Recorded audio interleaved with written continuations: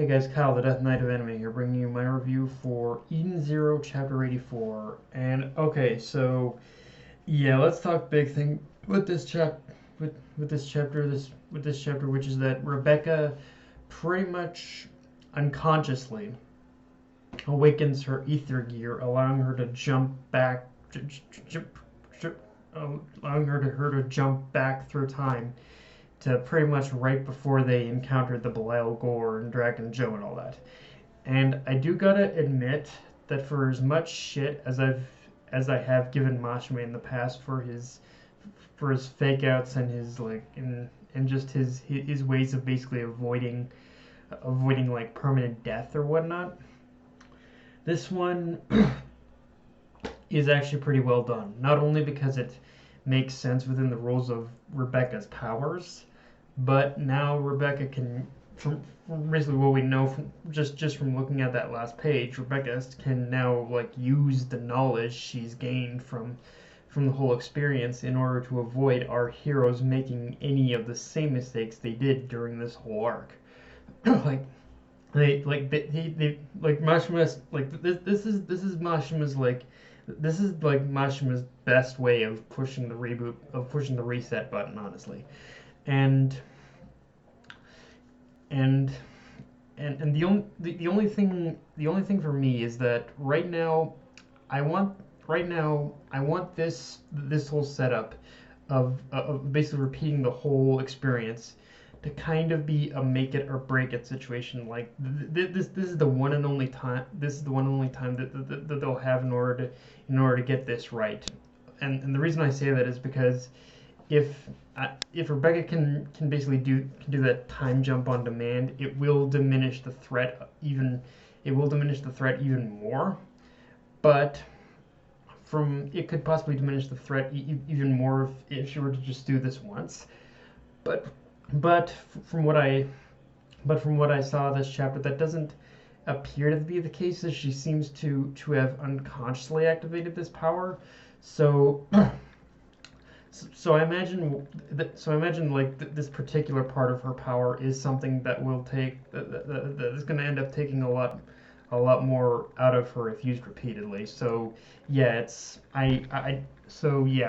I don't think it's going to be like an on repeat again and again. I think this is going to be like just for now, like the one and only time in order for them to like get this right. Like they've been given another opportunity in order to defeat Dragon Joe, and they have to get it right this time. Otherwise, I don't know if Rebecca's going to have the energy in order to do it again. At least not right now. Now, largely this chapter, like I said, largely this chapter was focused on Rebecca basically recounting what happened after Shiki's death. And I'm not going to lie, that's probably both the strength and weakness of the chapter, because on one hand, we get to see just how emotionally broken she had become after Shiki's death. But on the other hand, I wish we could have seen more of what happened to the others after the defeat.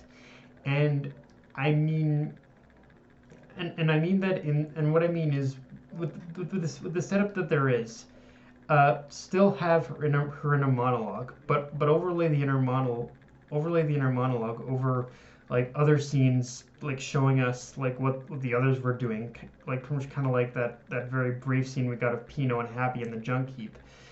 I mean, like, yeah, I would have liked to see more of that than just kind of keep it like pretty much strictly with just keeping it strictly with pretty much Rebecca. Like, I don't get me wrong, the inner monologue and just seeing her emotional, her like just how emotionally broken she was, that was amazing stuff. But on the other hand, I would have liked if on top of that inner monologue we just kind of got to see just how basically broken and beaten, how what happened to everyone else after their like crushing defeat at the hands of Draken Joe, I guess.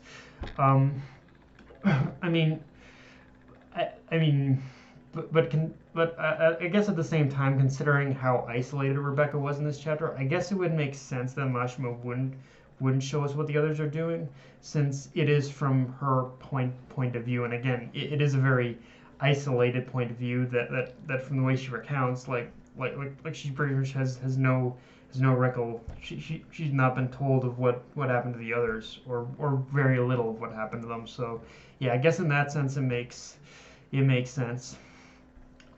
Also, weirdly enough, I kind of appreciate how we didn't have a huge time jump and only skipped ahead by a week. Cause and honestly, like this is considering the series considering the series whole twisted concepts on time. Who knows if we're going to have like a real time skip? Like I'm not saying it can happen, but with basically with all the emphasis on like time and with time and jumping through time and whatnot, it makes you wonder if Mashima were to ever do a time skip, how would he like with all these different concepts of time, how would he go about doing a time skip almost like it is kind of fascinating how he's basically centered his whole series on the concept of time and his and and where it just begs the question how would he do a time skip kind of thing. um, but yeah. um, and yeah, it's pretty much clear as day that Rebecca has experienced some serious trauma from from basically the last chapter. So I think one thing that's really going to be interesting to look out for going forward is basically how Mashima plans to basically to show Rebecca overcoming her like her personal trauma and the event of basically seeing all her friends being like brutally beaten and seeing Shiki killed. I'm curious to see what Mashima's plans are in order for her to overcome that trauma or what's basically post traumatic stress. Because one thing I think is that no matter how because one thing I know for sure is that no matter how Rebecca ends up changing what happened, at the end of the day, they are still going to go up against Dragon Joe by the end of it. So at the end of the day, Dragon Joe is still the end game boss. So even if Rebecca ends up changing as much as she can in order to prevent the what happened, they're still going to end up facing Dragon Joe. So it's gonna be interesting to see what she can change in order to prevent that or prevent that pretty much that pretty much ending from happening again.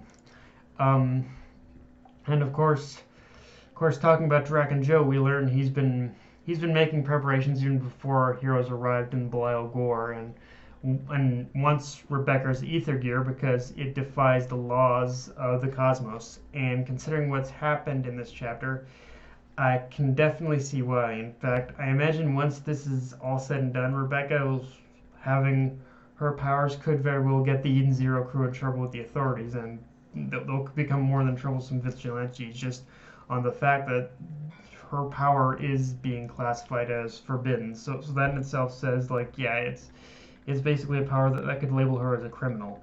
Um, with and but just the fact that we also know that Dragon Joe has been preparing in order to extract her power this entire time, basically it's basically another little breadcrumb that's basically telling us that with this reset on the time, with this reset now, we it's that one of the key things going forward is to like destroy Dragon Joe's whole like ether gear suction device or whatever or however he does it. So that's one thing too.